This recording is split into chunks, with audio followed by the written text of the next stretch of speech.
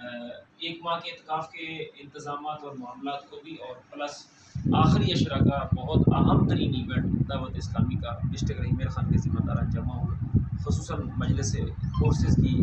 جو تیاری اور مجلس کورسز کی کوشش سے ہمارے آخری عشرے کے اعتکاف کابینہ کابینہ شہر شہر ذیلی سطح تک ہونے جا رہے ہیں، اور تقریباً ایک ڈسٹرکٹ کے ہمارے 140 سے زائد ماشاءاللہ مقامات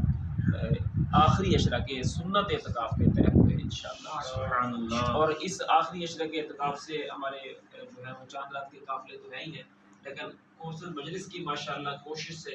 اور ہمارے نگران کابینہ اور دیگر ذمہ داران کی نیتوں سے ہمارے اس آخری عشرہ کے اعتکاف سے انشاءاللہ فی اعتکاف ایک